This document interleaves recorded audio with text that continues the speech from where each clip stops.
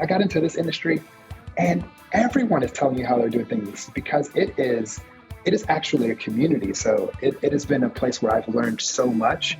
And my engineering background gets to take a back seat to like actual practical real world experience. And it's just been a gift for us. This is fantastic. Let's stay here. Let's figure it out. So the idea was born with my grandmother, shaped in my college years at the University of Louisville, but it became a reality in the back of house when it actually had chefs talking around it. Hey everyone, welcome back to the podcast.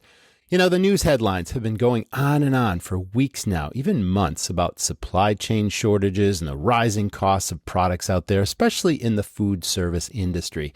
And one of the biggest rising prices is fryer oil. Now, this is something that most restaurants use on a weekly basis. We have fryolators, of course. Well, interestingly, my guest today, Mr. Jeremiah Chapman, is a chemical engineer and founder of Fresh Fry. What is Fresh Fry? Well, they have a plant-based sustainable product that's a pod that extends the life of your fryer oil. You simply put these in your fryer baskets overnight, and it extends the life of your oil by up to 2 to 3 days, and it saves up to 25% your frying oil costs. Again, it's plant-based, sustainable, it's good for the planet, it saves labor, it saves money, and it sounds like a great solution. So stay tuned. Very interesting topic, interesting guy. Don't miss it. You're tuned in to the Restaurant Rockstars Podcast. Powerful ideas to rock your restaurant. Here's your host, Roger Bodwin.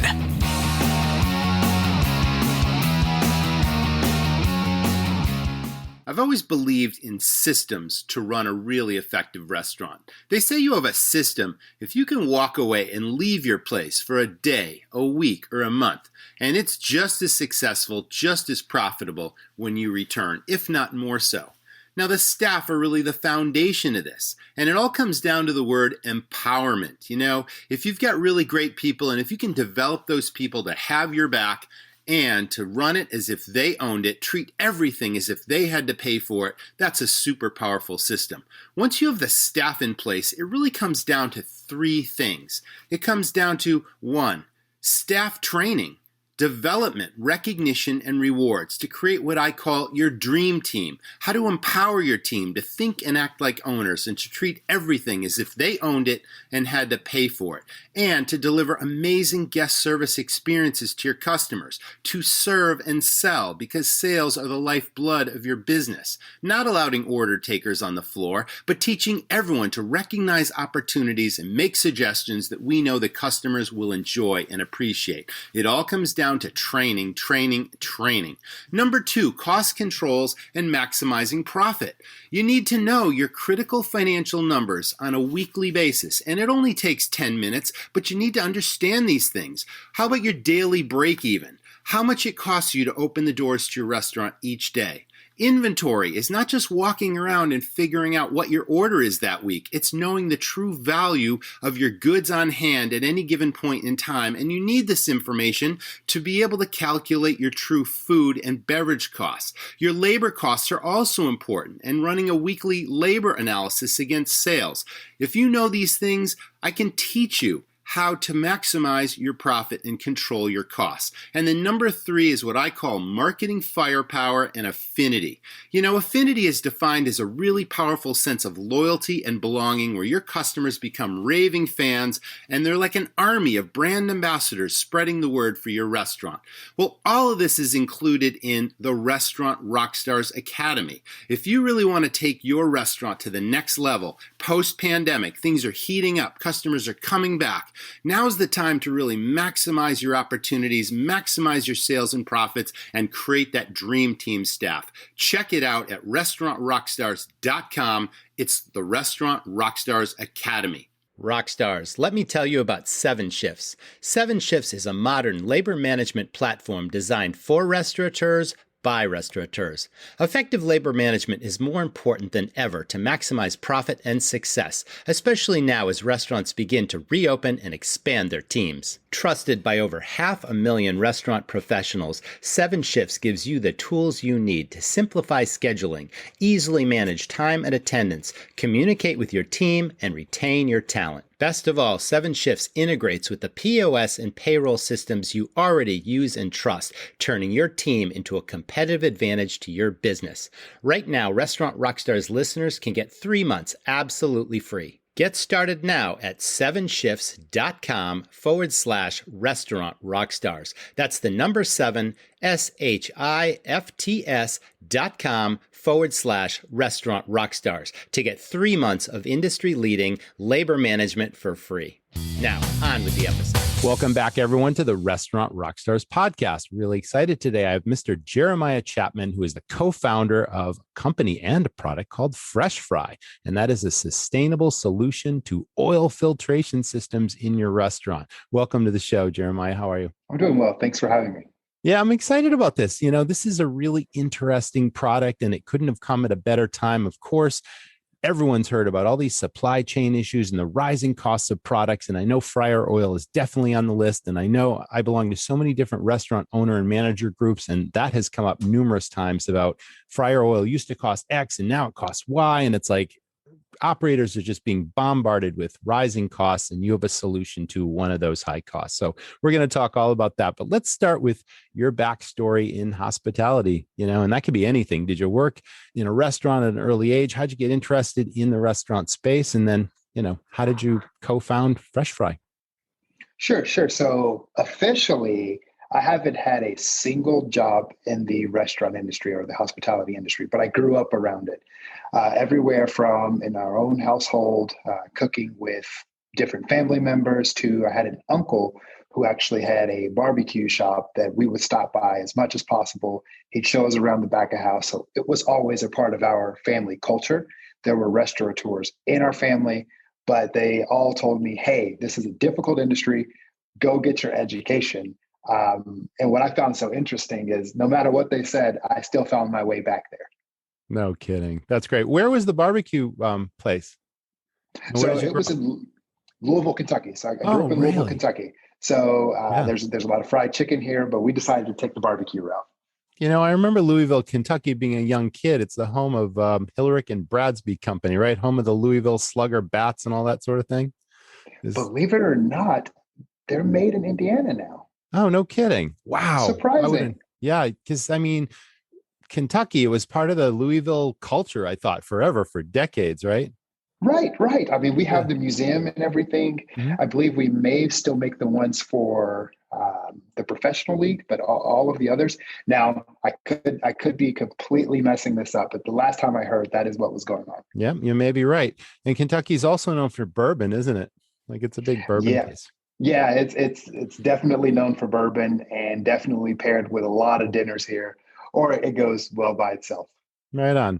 All right, well, let's dive into Fresh Fry. Now, we know that most restaurants in this business have multiple fryolators. It's just a common piece of equipment that so many restaurants have. So let's talk about what exactly. Well, no, I think I started by saying, tell us the story of Fresh Fry. Like, how did it come to be? Tell us what it is and then how it came to be, and then we'll dive into the details. Sure. So Fresh Fry creates a product out of agricultural scraps that extends the life of frying oil. So it's a pod that you place into the deep fryer. You leave it in overnight, and it removes the things that make your oil taste bitter, turn dark, and start to smoke. And then you can pull it out the next day and throw it away. So the way we got started with that, actually, I used to cook with my grandmother, and we would fry fish.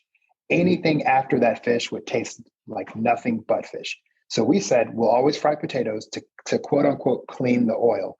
So I started looking at that concept because I used to take old oil from restaurants and make biodiesel from it. And I needed to get all of that gunk out of it. Right. So I thought, hey, we used to do this as a kid. I used to do this as a kid. Let's try to use plants to do it here, and realized that it can work. But it never made sense until I finally went back to the back of house and got to work with a chef who helped me out tremendously. I find that a lot of times innovators for the restaurant space come in, they think they can solve your problem without ever looking at your menu, without ever talking to the chef, without ever talking to the staff. And it failed. And I worked on it for a couple of years, and it failed in the first 2 weeks. And the chef said, you've got this. He listed off 5 different things that I needed to fix, and then it would work. And I thought, this is fantastic. Let's stay here. Let's figure it out. So it was the idea was born with my grandmother, shaped in my college years at the University of Louisville, but it became a reality in the back of house when it actually had chefs talking around it.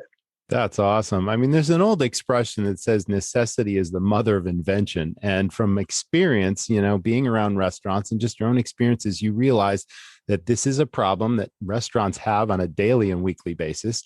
And you suddenly had a solution because you had practical knowledge of biodiesel and all that. Did you drive a biodiesel car back then and all that stuff? I had a chef that did that. He used to take all our fryer oil and put it in his Mercedes that's been converted to biodiesel. So, I used to take the oil and give it to the shuttle service. So all the students would so it fueled all the buses, but I was just driving an old Pontiac. Gotcha. All right. So we're talking about impurities. We're talking about contaminants and metals and all these things that end up in the oil just from the frying process. Is that correct? That's correct. And then you've got a plant-based product that, it's like a pouch, right? I looked on your website and it looks like a pouch about, 8 inches long by say 4 inches wide or something. I mean, I don't know the exact dimensions, but that is it almost spot on. It's really 9 by 4. Yeah. Oh, wow. So, I didn't read that anywhere. I just guessed looking at the website. Okay. So we've got these pods, you call them, and they're plant-based. And, how do you put them together? Do you actually manufacture these things? You have them outsourced somewhere? Like, how does that work? So we used to manufacture them, but when we were scaling in 2018, we realized that there are folks who could do this at scale much better than us. So it's all US based. And we focused on all of our distributor and end user relationships, making sure that we're not just creating a problem, but creating a product, but we are actually providing a solution. So when we are talking about the impurities in the oil, you can have the best product out there. I'll start with the origin story. Yeah, there please are products in the market that clean oil. I didn't start this company because I wanted to create a product that also cleaned oil. I used what was in the current industry, and it didn't work for me. It required pieces of equipment that I couldn't necessarily afford, and it also required different filter papers that I didn't want to continue to spend money on. And at the end of the day, it was a little bit difficult for me to use with hot oil. So I thought, I want something that's good for me. Realized that there was an entire industry that was forced to do the same thing. So that is why we created the Fresh Fry Pod. So now we want to stay in that realm. So pods are being made by a third party. So we can continue to make sure that we're listening to the same folks that told us how to do it in the first place. I see. And it's beautiful that it is a sustainable product and you're helping the environment as well, and you're sustaining the life of fryer oil. So let's talk about that process. Restaurant owners know this if they've got fryolators, but without the pod, what is a typical life span of fryer oil? Okay, let's just say you just changed your oil and you put it in your fryolators and that sort of thing. And then you've got a pretty heavy volume restaurant. You're doing lots of French fries. Maybe you're doing fish and chips or whatever else you fry in there. It's like, how often should a restaurant normally change its oil with a fair amount of volume that goes through it? So I'll answer it first at the high level, and then I'll go into a menu mix a bit more. So at the high level, most restaurants are going to change their oil over twice a week, usually. Sometimes, depending on what they fry, they can get once a week. Okay. But now, if we start looking at menu mix, whenever you fry something, after the fryer, that food is now 10 to 40% oil. So oil is an ingredient that you're replenishing all of the time. So if you've got someone who has a concept that fries a lot of tortilla chips, that could take 30 to 40% oil. So you're constantly topping off. So you may change less often, but you're actually using quite a bit more oil. And the quality of the oil is now completely guiding the quality of your food. Sure. Meanwhile, a lower oil absorption, so if you start looking at some proteins that may be closer to the 10-15% oil quantity, now you can get away with different flavors of oils or types of oils because the bulk of your ingredient is still the protein fraction. Right. And the oil breaks down, of course, over time. And also consumers, your guests, are tasting the nuances or the flavor differences from the way it should taste. And now it's essentially tasting like greasy and oily, right? That's right. All That's those right. things. Okay. So what you'll see is if someone's frying chips, that consumer will be a lot more sensitive to different notes in the oil because they have so much more oil in it. But when you're frying chicken or something like that, you can have a little bit higher acid level or things like that because the strength of flavors and the protein can overpower it. Okay.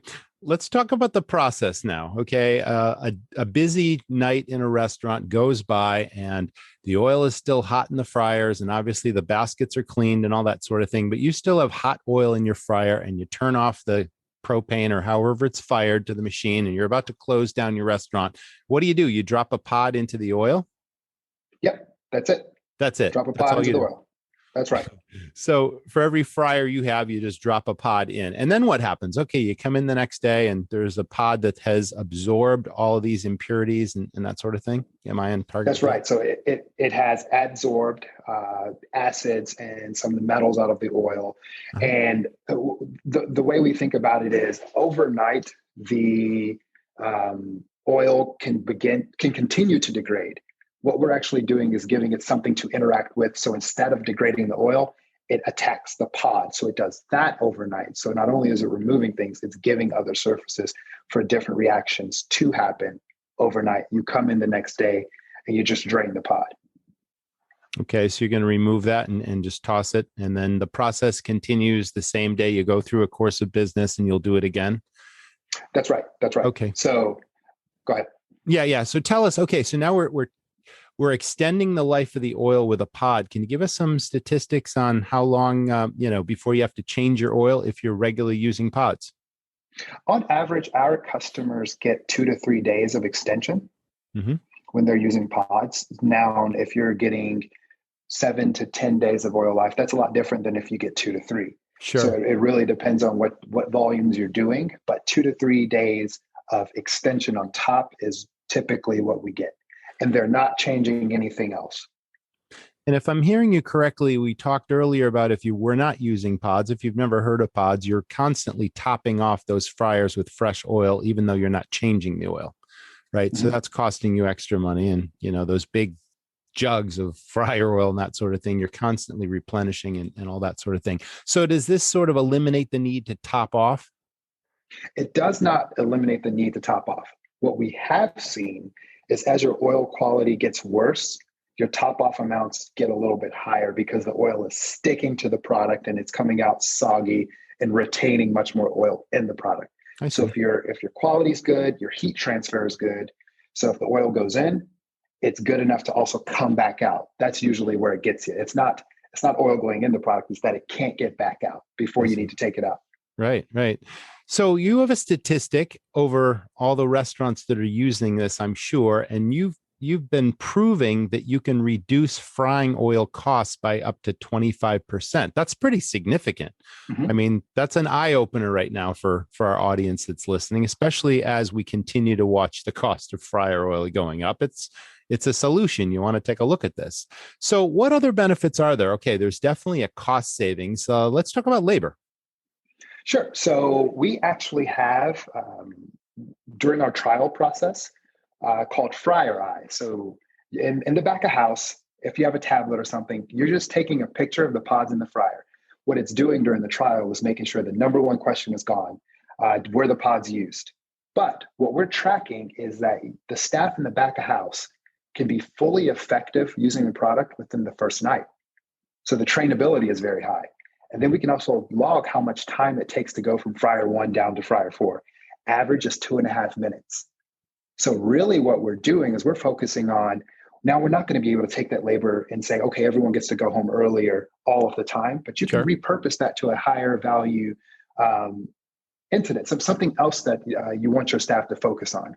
And then with labor, you want to also make sure that your back of house has some accountability, which let's use a better word, some traceability here. Mm-hmm. So the staff that comes in the morning, so unless you have someone who's cloaking or something like that, you can see pods in the fryers and know that the oil was filtered. Sometimes if you have other solutions out there, you don't know until you turn the fryers on. Oh man, no one did anything last night. And now I'm stuck with this oil in the middle of a day part. How long have you been doing this, Jeremiah? Like, when did this all begin for you? I started in 2016. Okay. And quite a few years. Yeah. So I started in 2016, went national in 2018. It has been a wild ride. I can imagine. But, one of my favorite things is this industry. So I come from the manufacturing industry, where everything about how you do something is kind of like your trade secret. You don't talk about how you're doing. You just talk about the product.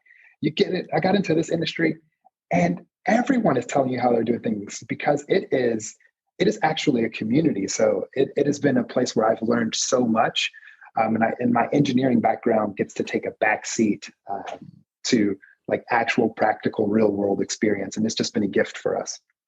So let's talk about that background. Now, you mentioned engineering. Is this a chemical engineering byproduct? I mean, is the process of putting together these pods, you obviously came up with prototypes in the beginning. You had to test those prototypes and maybe evolve and change and experiment and all that. What was that process like for you until you landed on the product that works? Sure. So my background, yes, is chemical engineering. And then I actually studied nanoporous materials, which is materials with very small holes that do very specific things. Yes. So if you've ever gotten a pack of beef jerky that has a silica pack in it, says "Do not eat." See that all the time. Right. I made that for nitrogen and oxygen separation and so on and so forth. So I thought I had the science to a T. I practiced it in the lab. I told you, I worked on it for years. Right. It wasn't until I went to the back of a restaurant and realized, what does this actually need to accomplish? It needs to be simple, it needs to be easy, it needs to be effective, and effective in a way where the back of house can actually depend on it. So when I first went into market, I had 20 of these perfectly sized spheres that you drop into the fryer, you leave it in for the specific amount of time, and then you fish them all out. And the chef immediately said, "I'm not going to do that." And there I realized this science is only as good as it's capable to be followed well. So the iteration of the product, my chemical engineering background allowed me enough space to take the feedback and make it into actionable items. But the chemical engineering background would never get me all the way, because the customer is the one who's actually doing that. They're telling me what needs to happen. So I let it take the back burner, or it would take us another 5 years to figure things out. Wow. So I won't ask you any trade secrets, but a lot of engineering has gone into this product and numerous experiments, like I said, and trial and error until you came up with. And that's what an exciting process that was. So when a restaurateur or a manager or even a line cook comes in the next day to set up the line to work again, now, is a pod saturated at that point? Does it sink to the bottom of the fryer? Does it continue to float? Like, how do you get it out of there? So typically they're leaving the pod in a fry basket. It's in the basket. Oh, gotcha. You leave it in the basket. And it drains. That makes perfect sense. Yeah. So the interesting thing is the pods float depending on how the quality of the oil. The thicker the oil, the more it will sink down. The thinner the oil, the more it will stay buoyant, because that surface tension, once it's in the oil, it doesn't pop back up as easily when it's thicker. Very interesting. I found it fascinating. I had to go to the website, read your story, check out the product. I'm like, I no longer run restaurants or own them, but I would have definitely used something like this, because I remember what the process was like of changing the oil and what a hassle it was, and nobody wanted to do it. And if they could just put it off another day or two or three, they would have been happy, and we didn't have this kind of solution back then. So, right. Necessity is the mother of invention, and technology keeps moving forward to improve our lives and make things easier for operators. And I call this the business of 1,000 details, and you don't need 1,001 details, right? You need less details. So if you can make it simpler and keep your staff happy too. And that's so important right now, keeping your good staff happy, because everyone's struggling, as you know, with the labor shortage, and you don't want to lose people because of unpleasant tasks. And this sounds like it just it's a huge benefit. Let's talk about the packaging now. How does it come in? It comes in by the case, and you get so many pods in a case and that sort of thing. And yeah. So our packaging is a 21 count case. So one case is good for 3 weeks for a standard size fryer. One pod is good for a 70-pound fryer and below. We wanted to make this as simple as possible. So for those who have greater than 70 pounds, just use 2. So instead of being a startup with 10, 12, 15 different SKUs for fryer sizes, where sure. Truthfully, the end user is still going to pay for that inefficiency downstream. Just make it effective for different fryer segments. So some of our larger accounts, they buy 42 count cases. So it's just double. Mm-hmm. Thanks for bringing that up. It's been quite a few years since I owned fryolators, and I think I had 60-pound fryers back in the day. And now you're mentioning the 70. So obviously things have changed, but yes, there are different size fryers, and therefore different restaurants have different needs for the pods. Now, what I also found is interesting was you actually have a savings calculator on your website, right? Where you plug in the cost per case, what you're paying now for oil, and then the number of fryers you have, and then the times that you're now changing the oil, and you just type in these 3 simple questions, you answer those questions, and boom, there's your savings for the year. I thought that was awesome. Thank you. Definitely. Your website is freshfryme.com. Is that correct? It's freshfry.me. Oh, I missed the dot. Thank you for telling me. I'll put that in the show notes as well. So it's freshfry.me. Yeah. So freshfry.com was a fish and chips place in the UK. Oh, there's when a we registered it. So we said, let's let the restaurant. Yeah, you take that. We'll just take the other one. All right. I definitely want everyone to find you. So it's freshfry.me.com, and I'll make sure to put that in the show notes. So let's talk about the future. Any secrets you can give out? Are you working on new products? Because you are an engineer, of course, and you came up with one winning product, and I'm sure you're thinking about the next thing. Is that a secret? So, of course, we're always working with things. What we find is, so we take agricultural scraps, the outside of different grains, different food products that normally just get thrown in the landfill. Right. And let's just say there's a lot of waste like that. There's a lot of potential. So we always want to increase the amount that we can use so people don't have to mine or take things out of the ground. So we've what I call internally, we've commanded the chemistry there. We've commanded what this really needs to do. So it opens us up to different, let's just call it different types of fries, but also other products as well. Mainly on, there's a natural delineation about 24-hour operations. What can we do there? Because, hey, the pot sits in overnight. So what are you going to do? Then also oil that's upstream or oil that goes downstream. So we got into this because we wanted to make a true impact on the earth. And that's from cradle to next cradle. So making sure that it's got a complete use. So we've got some interesting things there. And then, but it depends on our customers, making sure that we have the right customer for it. So we have they're already on the shelf right now for us. We just want to find the right customers to try it out and tell us we got something. Fantastic. Well, this has been a great story and a great journey. We covered some ground today, Jeremiah. Is there anything we missed? Anything else you want to tell us about either your product or about any best advice you have for operators right now during these challenging times? Could be anything at all. Yeah. So I want to lean a bit more into why we started Fresh Fry. So I wanted to clean my oil, and the only solution out there was something that required me to buy a piece of equipment just to try it. And I thought that was extremely unfair, actually, to the industry. Yeah. Because all you want to do is to see if it works for you. Because every kitchen is different. Every story is different. Every operator is different. So we wanted to provide something to where if you just got a case, if you're willing to try us out, we've got your back. That's how this should really work. And that's why pods come in small cases. That's why they're good for 70 pounds and below. Because we built it to make sure it fit you.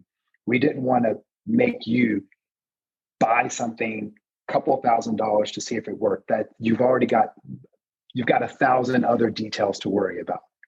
So we just didn't, and that's something that I'm extremely passionate about. Mm-hmm. So for anyone who's listening, who says, that seems interesting, I just don't know if it'll work for me, then you're exactly where we would love for you to be, because we see that it works, but does it work for you?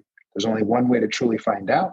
And that's why we make our company the way that it is. So that makes it easier on you to do so. Yeah, cost-effective trial and then cost-effective to continue to use the product, especially with that savings calculator. So thanks for sharing that, Jeremiah. Absolutely. Well, fantastic. Thanks so much for being a great guest on the podcast. Thanks to our audience for tuning in. That was the Restaurant Rockstars Podcast. We'll see you all in the next episode. Thanks for being with us and stay well, everyone. Thank you, Jeremiah, for bringing us an interesting product. And thanks, as always, to our audience for tuning in. You know, rising costs and profit maximization, those two things are counter to each other, right? Costs are going up. What can we do? We need solutions to continue to maintain our margins and even increase our profits. It's more important now than ever. So if this is something that challenges you in your restaurant, I can't tell you how many restaurants I've either worked with or I've come across that just don't have their financial systems dialed. I'm talking about an inventory system that's more than just walking around figuring out what you need to order that week. It's really calculating the true value of your goods on hand at any given time so that you know what your true food and beverage costs are. Tracking your labor costs, because everyone has a food, beverage, and labor cost sweet spot. And a lot of restaurants are like this. Every week it's high, it's low, it's in the middle, it's all over the place. You really need to dial these things in. You need to know what your daily break-even number is, what it costs you to open the doors to your restaurant every single day, whether you serve 5 people or 500 people. Critically important. Well, at Restaurant Rockstars, we have a system. It's called Finances 101. And it's literally for people who hate math or they're terrible at numbers, but they really need to put this in place in their operation. They need to calculate their true food, beverage, and labor costs and their daily break even and have an inventory system and have budgets and also cost out their menus for maximum profit. Again, I can't tell you how many restaurants that I've seen that the profits on their menu is all over the place and they're losing money every time they sell this appetizer or this entree versus the higher profit items. I've worked with so many clients that have not maximized their menu profits. See, these are all steps you can take. As we emerge from the pandemic, it's more important now than ever to maximize every sale, to maximize every dollar of profit. So it's all available at restaurantrockstars.com. Just go to the shop page and it's called Finances 101. And it's an easy, simple crash course. It includes audio tutorials. You listen to them in 5 minutes. They explain what all these concepts mean, what the numbers mean, where to find the numbers, how to plug them into these fully automated spreadsheets that we provide to you, what the end result should look like, common mistakes to avoid, and how to stay in what I call your sweet spot. So again, at restaurantrockstars.com. I'd like to thank this week's sponsors, 7 Shifts, the all-in-one labor management platform, and Cisco. And don't forget to ask me a question. If you go to the show notes of this episode or the past episodes, about halfway down the page, you will see a button that says Ask Us Anything. You can record a quick message. It'll get sent right to me. I'll answer that message, and chances are I'll feature it on an upcoming episode of the podcast. Thanks again for listening. We'll see you in the next episode. Thanks for listening to the Restaurant Rockstars Podcast. For lots of great resources, head over to restaurantrockstars.com. See you next time.